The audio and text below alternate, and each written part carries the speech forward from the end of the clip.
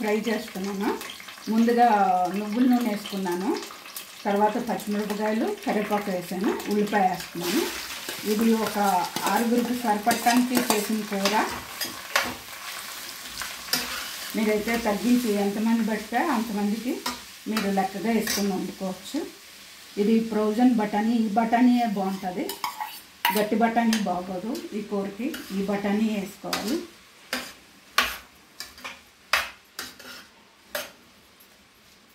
ఇంకా ఎర్రగా వేగాలి, సగం వేగిని. ఈ లోపల మసాలా రెడీ చేశాను, చెప్తాను.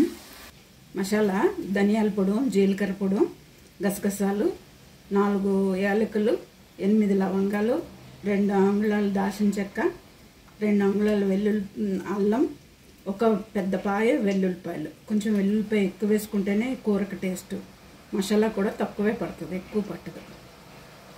ఇంత దగ్గరగా వేయాలి ఉల్లిపాయ. ఇలా వేస్తేనే ఫ్రై బాగా వస్తుంది. ఉప్పు వేస్తున్నాను. ఇప్పుడు ముందు వేసుకున్నా సరే, తర్వాత వేసుకున్నా సరే. మసాలా వేసేస్తున్నాను.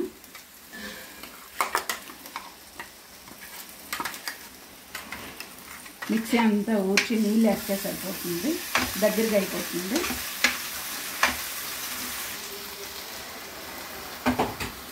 దగ్గరికి అయిపోవాలి. మూత పెట్టాను, సిమ్లో పెట్టుకుంటే దగ్గరికి అయిపోతుంది.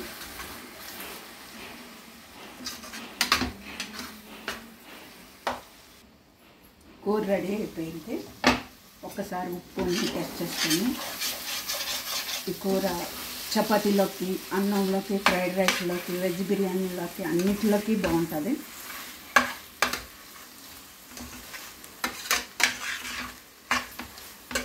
లాస్ట్లో కొత్తిమీర జల్లుకోవాలి.